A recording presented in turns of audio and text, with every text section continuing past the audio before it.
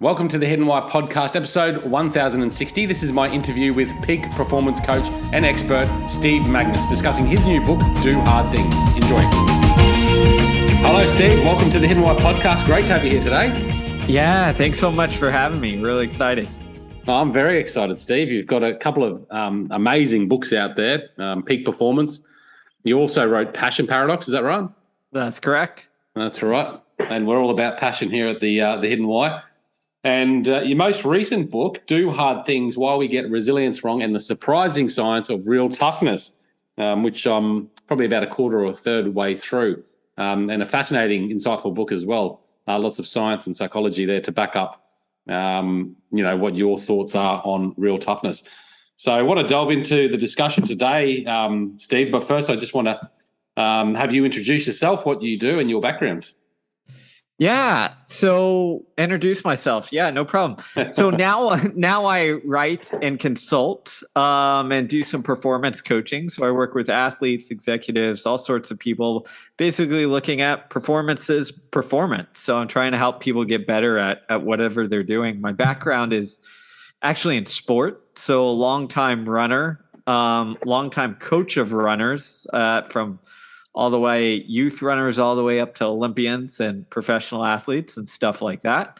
So that's kind of where I come at things from. But now I've just kind of taken it from sport to look at performance holistically.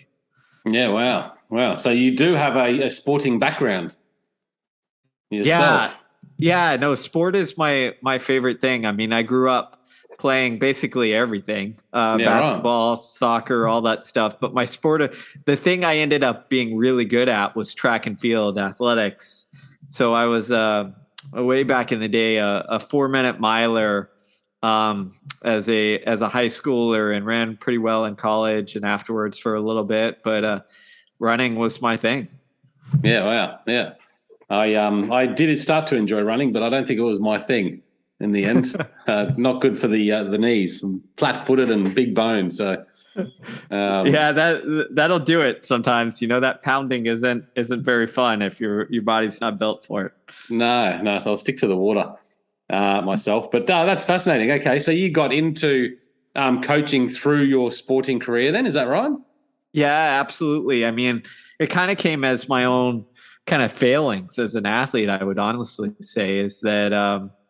The things you struggle with to figure out and overcome are often the things that kind of guide you in life. So for me, it was like, well, I didn't quite hit what I thought was my potential. And then I wanted to understand why. So that started first looking at kind of the physiology and exercise science, but then quickly went into kind of the psychology and mental side of it too. So I've kind of taken that lens of kind of breaking things down to try and understand them to the rest of my life. Because it's all physical and mental at the end of the day, isn't it? And I guess often with sports, we overlook the mental side of things and we just focus on the physical ability. Absolutely. And that was my intuition actually early on, is I was convinced everything was about, getting physically better and doing the training and all that stuff. But what you quickly realize is the power of that mental side. And that mental side can often impact, whether you're successful out on the track or field or pitch or whatever, but it also impacts, whether you stick with it for a long haul and your motivation and all those other good things. So I think it's an important but oft neglected part of sport. Would you say it's more important than the physical side of things? Oh man, that's tough to quantify, but I do think that it's necessary to get anywhere close to your potential. And that's where, again, I think that we make a mistake where we think, oh, if I just get stronger, faster, or whatever, everything will take care of itself. And that's just not the case, especially the higher and higher you go. I mean, the better you get, the more kind of mental, psychological stress comes through with things. So it becomes even more important, the more successful you get. Yeah. So you started looking at the physical side of your own performance first, And I imagine you improved through looking at that, but then you realized there was the next level was the mental makeup.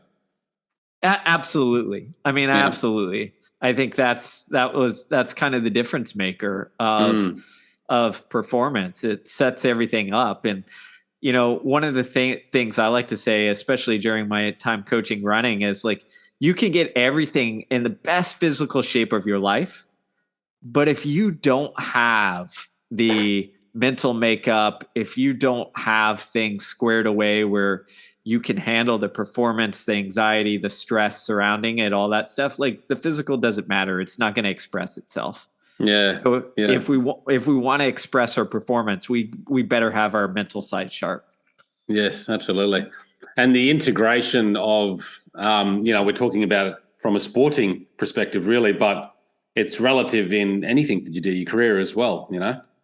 Exactly. You know, actually, before I wrote Peak Performance, I remember this moment pretty clearly as we were interviewing a guy named Matt Billingsley, who world-class drummer, I think is currently the drummer for Taylor Swift. So, you know, goes up on stage with her in front of 50,000 screaming fans and performs. And I remember asking him, well, how do you get ready for something like that? Like, how do you get ready to perform in front of, you know, thousands or millions on TV, which he'd often do? And he started walking me through his performance. And he was like, you know, first I, you know, get my arms loose, but then I like do this and this routine and ritual and all this stuff. And it just struck me at some point, I was like, Matt, like, you haven't mentioned drumming once. And he was like, no. He's like, no. It's not about the drumming. It's about getting my mind in the right space to do the thing that I've practiced forever. Yeah. It's like, I know how to drum, but if I don't get my mind in that right space, then the performance isn't going to come. And that was like, that message to me was like, oh, that's just like the athletes warming up. This is just like the writer sitting down to write and getting his desk and his workspace in the right spot so that he can be creative. So to me, that's, you know, we start talking about sport, but to me, it's performance is performance. If we can use these same things to get us in the right space, we're going to be in a better spot. Absolutely. Yeah, I love it. I love the crossover from all of that. And, you know, reflecting back to some of those practices that are shared through your work as well, has been quite useful to me in my occupation, which is great. Are you an academic? Like, have you studied psychology? Have you studied these aspects? Or is it purely you've gone out there and just self-researched and interviewed people and figured it out? Yeah, that's a good question. So I do have a master's in exercise physiology, and then I went back and took the coursework for mental performance and sports psych. I actually started a PhD, but decided it wasn't for me and quit about a year and a half through because I just hated the kind of academic side of research. And I'm all about taking things from the academic and getting them to the practical. So I do have, I'm not a psychologist, but I do have academic training on that side of things. Which I think helps, at least because I do heavily believe and pull on some of the science and all that good stuff. But to me, I'm also, my most important, and I think my kind of gift or you know, purpose in this stuff is being where the rubber meets the road on how do we apply these things to help people. Yeah. And that's where I kind of, it's almost like translating some of that work into, okay, how does this apply to our lives? Which is great, you know, like to have someone like you that can dismantle all that information, which is just well over the top, and put it into a simple form. I mean, the amount of research you've put into your book is huge, yeah? So, and then you put it into a, you know, it's a fairly big book actually, but it's still digestible, you know, you can still take it, all that many years of research and thousands of reviewed articles and interviews that you've done and put it into a shorter form. Yeah, I mean, that's what it's kind of about because like it's about getting to usability. Like all of the research is great, but if you know, only a couple dozen people read it and it's too complicated to understand or what have you translate, then it doesn't do society. Yeah, it doesn't do society much use. So to me, it's like the coach's hat is like, okay, how do we simplify this and almost come up, I'll use the athletic analogy, but how do we create all this information, all this that we know works, and put it into a game plan that can be used by players, or in this case, other people, where it's like, okay, I can take this, apply this to my life. And if I do that, performance will get better. Yeah. Yeah. Who are some of the, the famous athletes that you've worked with, or executives maybe? Yeah. So I've been fortunate. I've worked with a number of athletes, especially in the U.S., in various professional sports. I've worked with a couple NBA teams, so National Basketball Association. Yeah, right. Worked with a couple world-class marathoners, Sarah Hall, who was just fifth at the World Championships a couple months ago.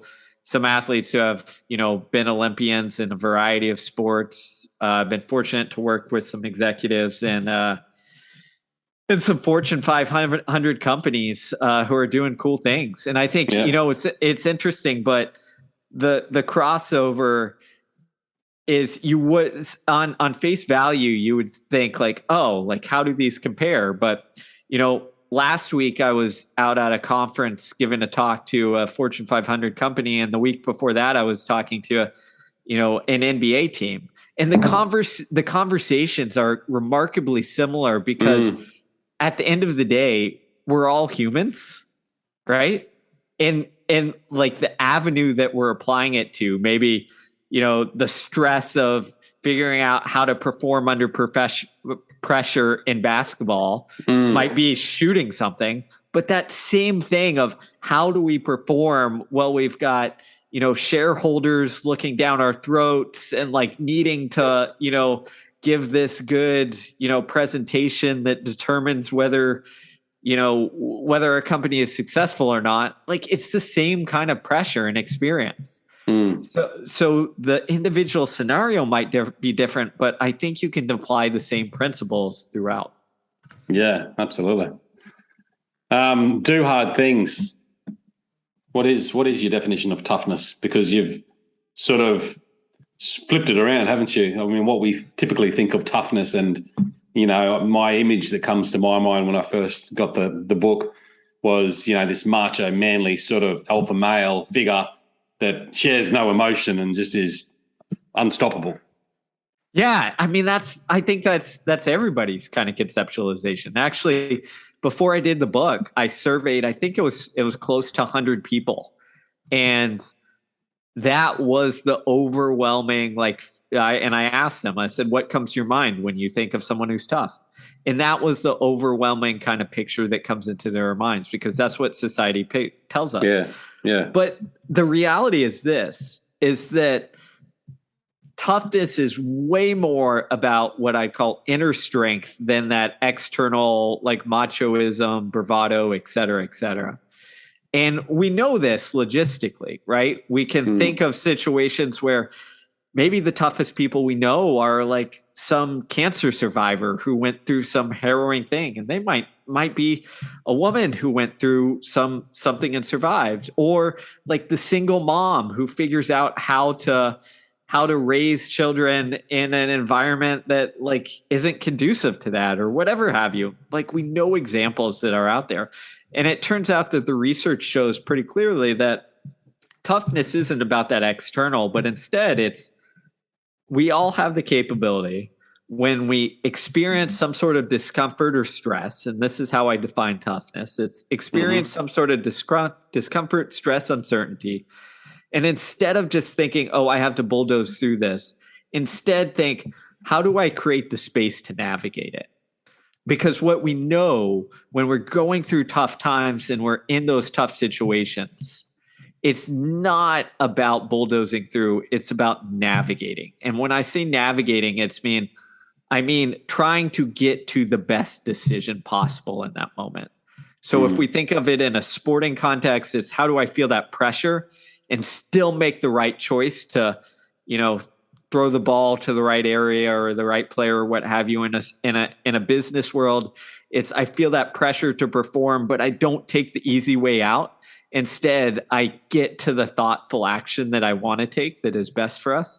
So the way to get that through that is to navigate, not to bulldoze. So internal toughness, more so. Yep. It's all about the internal. And, a good friend of mine who's used to be a really good athlete, but now is in the military and the special forces, put it to me like this. He said, in the military, often they do these scenarios where they kind of drop you off in the middle of the woods and tell you to survive, right? It's training. And they're just trying to see essentially how tough you are and if you can survive. And he was like, the people you think are going to succeed are the people who are very brash, right? They've got that bravado. They think like, oh, I've got this. It's no problem, blah, blah, blah. And he said, here's the thing that happens when you drop people out who play that external card over and over and you drop them in the woods, the facade disappears because they are faced with real stress of, oh my gosh, I had to figure out how to live. Mm. And the people who make it are the ones who are more kind of realistic. And they have that kind of inner confidence in that internal like strength where they say, you know what? This is going to be tough. It's going to push all my skills, but I've done this training and I have to rely on that. And those are the people who kind of make it and survive. And I think the same thing applies to the rest of life, where too often we look at these external measures of toughness, and instead we need to look at that inner strength on when push comes to shove, like how are you handling the difficult things? Like how are you navigating through it? And do you have the skill set to do so? And you've got 4 pillars in the book, and that's one of them, ditch the facade and embrace reality. So, and when we're talking about this internal toughness, it's almost like what we were talking about before. There's the physical side of things and the mental side of things. It really is that inner mental game that you're trying to master with this idea of toughness. Because you're right. I mean, we think about someone in the Navy SEALs or something like that. Big and physical and strong and has to go through all those challenges. But then you think about the mum that's had 4 kids and raised them on their own. So it's contextual, isn't it? Toughness. It is absolutely. And to get this point across, I like to look at if you look at the research on handling pain, for example, like who handles pain the most or best. One of the groups as a whole that handles pain, much better than anybody else is monks, right? Who, if you look at a monk, like a Buddhist monk, you're looking, they're like not big, tough guys, but their inner strength is so freaking high because what do?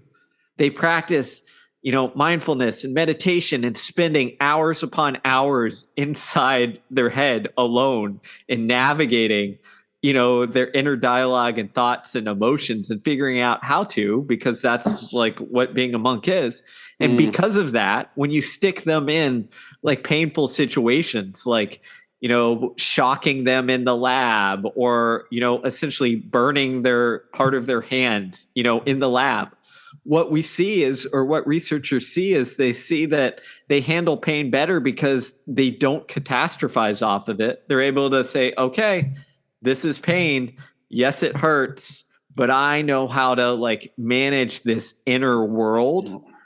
Where often, unfortunately for many of us in Western societies, we never experience that inner world because we're always distracting ourselves from it. So that mental muscle is really weak. So we might look really strong, but inside, like we can't handle that pain or discomfort because we haven't given ourselves the chance to practice it.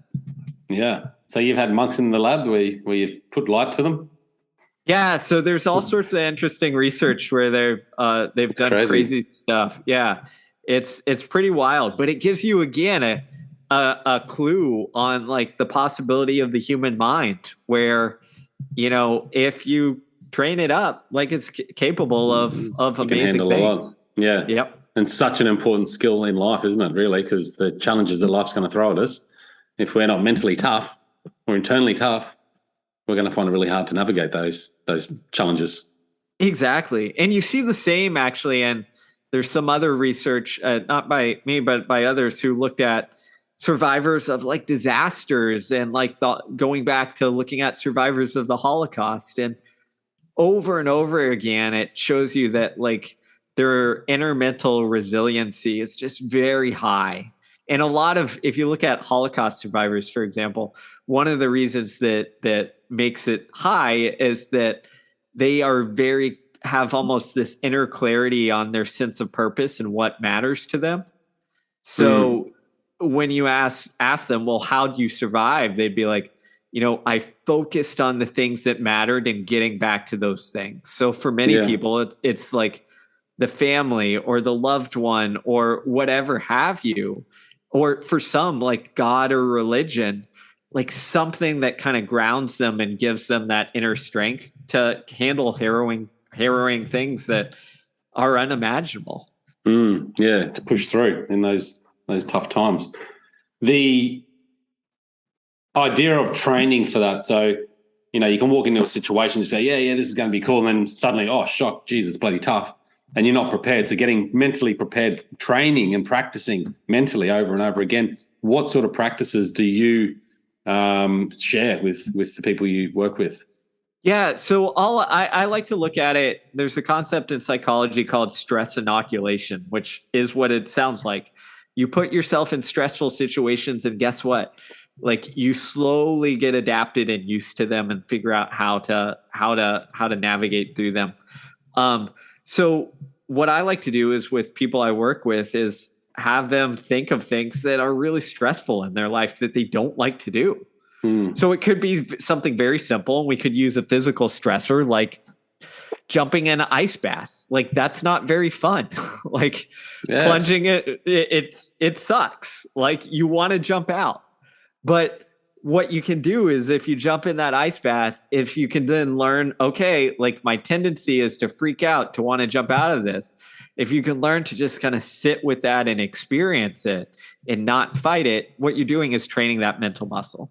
The same thing occurs if you do things like if you're afraid of public speaking, well, go up and do some simple public speaking. Same thing occurs. You're strengthening that mental muscle because you're taking on something that is stressful and then saying, okay, like I'm going to try and get through this. And the advice I'd give to people is start small. You don't have to take on the big thing. The wonderful thing about training this mental muscle is like for most of us, it could be as simple as like just being alone in your head. Or, one of the things that sounds weird, but actually works is like sitting with your phone out.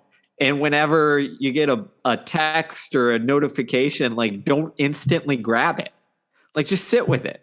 And what you're going to experience is some anxiety that is trying to push you towards checking that phone because we all want to check the phone. And if you learn how to just kind of, again, sit with that anxiety and not react to it, you're going to train that kind of mental willpower muscle where you're like, okay, I do have control over this. Like I don't have to just react to my phone telling me to pick it up. Yeah. That is a challenge for a lot of people these days. 100%. It's a tough thing. It's simple, but man, it's tough. It's got the world. Really good ideas there. And I think the hardest thing for anyone, including myself, I've found anyway, is that idea of meditation. There's so many different options out there to meditate with, but to be able to sit there for 5 minutes, for half an hour with yourself, I think just being with yourself is the hardest thing. And having no distractions, no noise, just out, even in nature. Like, I'll go on a hike by myself for 3 days. Just that being in your head and being by yourself is amazing. How hard it is, but how strengthening it is at the same time. It is. And that's why, people ask me all the time, they're like, how do I get started with meditation or mindfulness? I'm like, there's so many different ones out there. Choose what you like. But the other thing is, to me, it's as simple as find some space to be alone in your head. Yeah. And if that's on a hike, great, go on a hike. If that is walking your dog, well, guess what? Go walk your dog without your phone and just like be alone in your head. Yeah. Like find those spaces. And if you do that, like slowly you're going to improve in that ability. Yeah, absolutely. The cold bath is an interesting one. Do you do that daily, or are you a cold bath man or a cold shower man? I am not. I hate cold baths, but I have in the past gone through that, where especially for just kind of training the mental side of things. I like, nowadays I like doing my kind of difficult things in terms of exercise and performance is once a week at least. I'll have something where I push myself pretty hard, where I'm in that place of uncomfortableness, where I'm like, okay, like I kind of want to quit this, but then I have to like figure out how not to quit it, and that kind of gives me that inoculation that I need. But that you doing that and doing it again and again and again, when you get to that stressful situation where you're going, this is bloody hard, how much easier does it get for you to just go, you know what, I'll just keep pushing through? When you first started out, it was different, wasn't it? You'd actually give up. Oh, 100%. You for sure would give up. And that's what I love is the dialogue changes. And that's what it's all about. Whatever that thing in your life is, you're in control of changing that dialogue. And the way you do that is just repetitively put yourself in those situations until it becomes adapted to. And this is what they do. And, you look at the military and people see all the crazy stuff they do. But if you go to, their training, for example, at flight school, before they jump out of planes and do crazy stuff, you watch them. They're on the ground, from a platform, I don't know, 5 feet up, 10 feet up, 15 feet up, jumping off, right? And you're like, well, that's not that difficult. We're like, but that's the steps that they're taking to slowly get used to the point where they're like, okay, we're going to go jump out a plane and, with whatever crazy stuff. So it's the same with the rest of us. Gradually put us in those situations and it becomes a little easier. Yeah. I love it. And it just reminds me of the tennis player, just constantly hitting that ball, but then doing it also in a different environment where you're hitting that ball, like whether it's hot environment, cold environment, outside, inside, just changing little bits up. Exactly. You're just altering the stimulus and the stress so that like you're continually adapting to it. Stress inoculation. I like that. When you talk about pillar 2, listen to your body, what were you looking for there as far as listening to the body? Yeah. So what you said at the beginning there is what most people think of is, ignore your emotions, push through. Well, it turns out that our emotions are actually very useful, or can be. And when I say listen to your body, what I'm telling you, or what I'm trying to tell people to do is, it's not ignoring your emotions. It's not, succumbing or always saying, yes, this is what I need to do because my emotion said. What we want to do, and what you see experts in resilience and toughness are able to do, is they're able to sort out what signals from their feelings and emotions they should listen to, and what ones they should pass on by.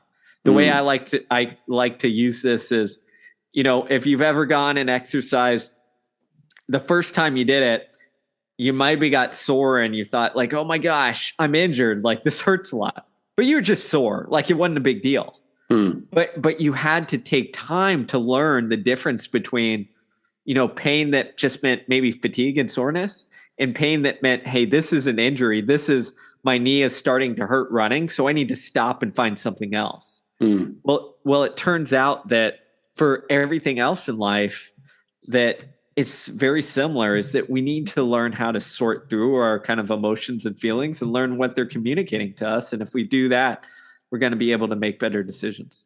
Yeah. And again, that goes back to the practice of mindfulness, where you're actually more attuned with the body because you're just more aware generally. Exactly. Do you look at, gut feel? Because I often have gut feel, and you might have researched this a bit more, but often it's right, when the situation feels right, I can often now go, yeah, this doesn't feel right, I'm going to avoid it, or this does feel right, I'm going to, move towards it. Yeah. I came across some research, I forget what university it was out of, but that looked at gut feeling and investors. And what they found is that those who scored higher on this thing called interoception, which is essentially a psychological measure that says like, how well can you read and listen to your body? The ones who scored higher on that or scored better on that were better investors. Uh-huh. Why? Because they were able to know when to listen to their gut. They were able to say, oh, this is my gut, like telling me to buy or sell or whatever, and it's in tune. The people who like had never done any mindfulness or meditation or like ignored their body, like their gut feelings weren't very accurate because they didn't know how to sort through it. So the answer I'd give from there is the nuance is like your gut can work really well is if you've trained your mind to kind of like know what your feelings and sensations are. Isn't that amazing how that works? It must be connected to your gut microbiome or something, and how that interacts with the brain. And I think I have interviewed people that are starting to, really get into that research now as well. Yeah, I think you're right. I think that's probably some sort of connection there. Respond or react? What's the difference? So reacting to me is, we talked about creating space. Reacting is when there is no space. So you feel that discomfort, that stress and anxiety, and you just look for the quickest thing that will resolve it. Mm-hmm. And often the quickest thing is getting out of that situation or escaping or quitting or what have you. It's almost like feeling hunger and reaching for the candy, right? Responding to me is feeling hungry and then reaching for something that is nutritious because you know that it's not just going to help you in the here and now, but over the long haul. And I think that's what I mean by responding instead of reacting is often in tough situations, we get into reactive mode where we're just like, okay, how do I solve this thing right in front of me? And we reach for the quickest, easiest thing. When reality is we want to do not just the thing that helps me get out of this situation, but the best thing for us over the long haul. So again, it kind of comes back to that developing that mental muscle where instead of reaching for the easy stuff, we say, hey, wait a minute. Like, what's the thing that sets us up best over the long haul? Yeah. And it all just links back to that whole overall awareness about you and what your purpose is, and if you're linking back there, that pause between doing that next thing, like when you have that, rather than reacting, you have that pause. And sometimes the pause, you can't even, in time-wise, you wouldn't even recognize that pause. But there's so many good examples of everyday life where I think we could throw this in, and it's like getting a text from someone that sort of aggravates you and responding immediately, and the best practice, like emails, and the best practice is to go, okay, get it, let it sit there, respond later, because often that first thing that you wanted to respond with is not what you would have actually responded with 5 hours later. Bingo. That's the perfect example because like how often does that happen in life where we just get that text that sets us off and then we fire off the barrage back and it's the biggest mistake, right? It's apply that same thing to the rest of your life. Is the way I like to think of it is making that pause allows your kind of rational cognitive executive functioning brain to kick back online.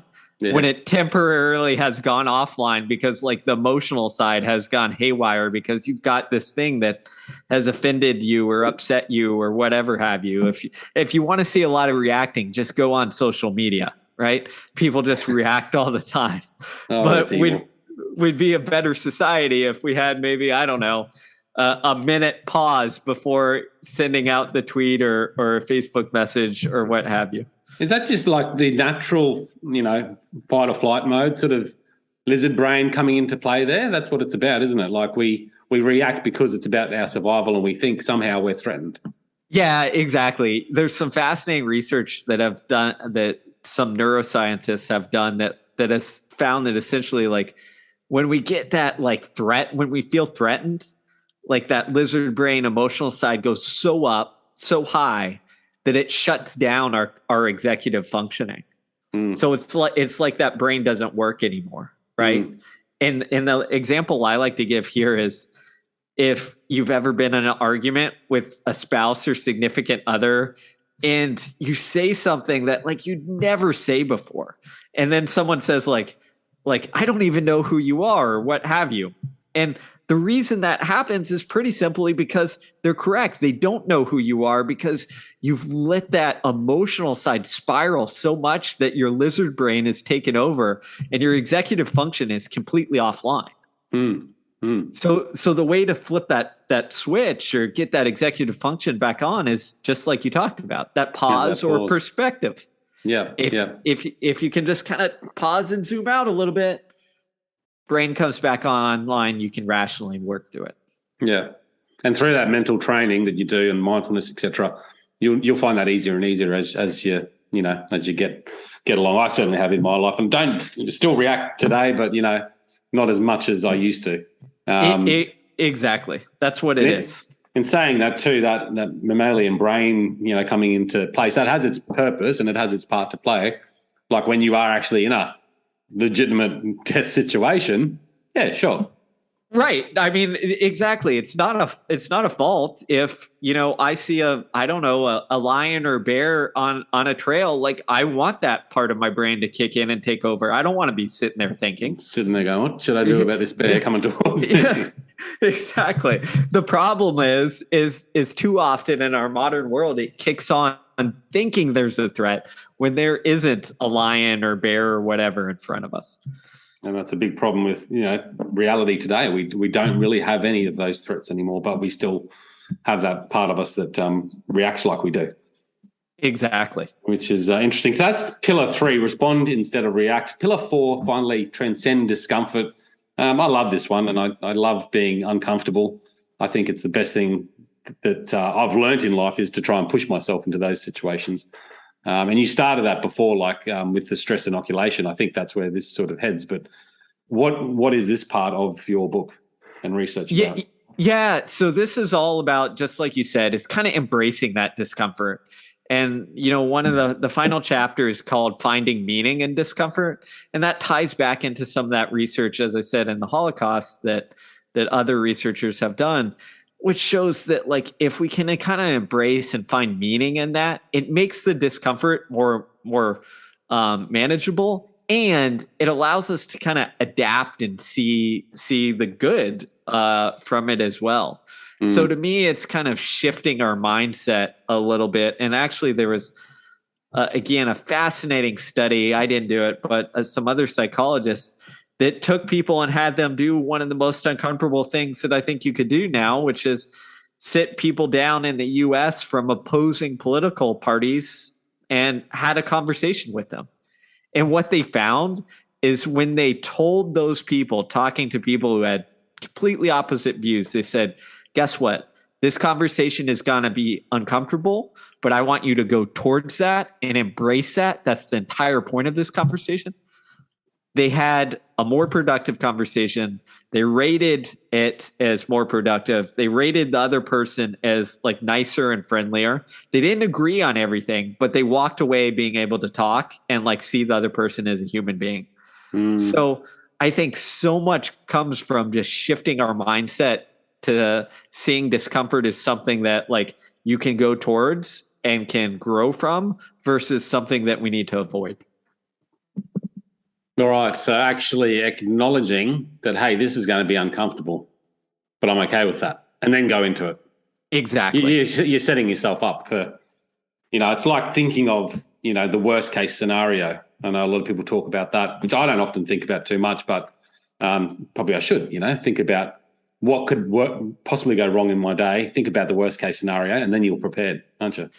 Yeah, it gives you. It's like it gives your brain some evidence. Your brain is predictive, so it tells you if you kind of prepare it, then it's not caught off guard when you're like, oh, this is really hard.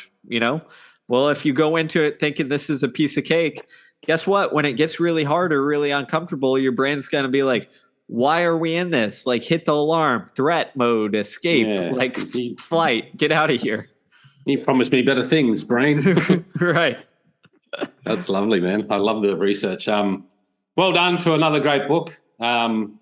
Steve, really appreciate your work. And I hope the listeners who haven't heard of you jump on there and check out some of the work as well, because it's right up my alley. I love it. Oh, thanks so much. I really appreciate that and appreciate the conversation and your support. Steve, where can people reach you? Is it best to go to stevemagness.com?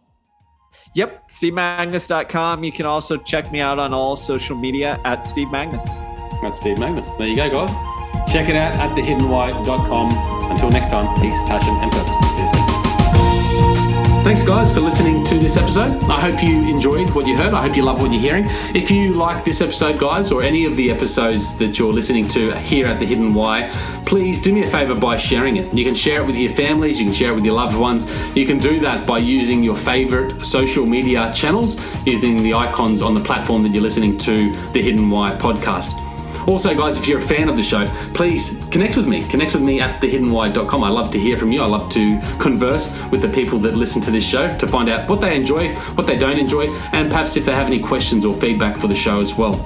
You can stay up to date with all that I'm releasing here, guys. I do a solo show every Monday, a 3-minute thought every Thursday. I do 2 interviews a week on Wednesday and a Saturday, and a book review every Friday. You can stay up to date with all that by subscribing to my newsletter at thehiddenwhy.com. Just enter your email address there, and also subscribing to the podcast on the platform that you choose to listen to your podcasts. You can also support the show, guys, by using the Amazon links at thehiddenwhy.com. So if you like books, you can get all the books that I review there, and anything else really that you like to purchase through Amazon. So use that link, it helps support the show. And we've also got a deal with Audible, guys. Audible is a fantastic way to listen to all your favorite books. We've got a deal with them so you can get 2 free books when you subscribe subscribe to a 30-day free trial. So check that out again at thehiddenwhy.com. Guys, that's it from me. You know what to do. Go out there, breathe more passion into every single moment. Do everything with greater purpose, and in doing so you will discover your hidden why. This is The Hidden Why. My name is Lee Martinuzzi. Until next time, peace, passion and purpose. See you soon.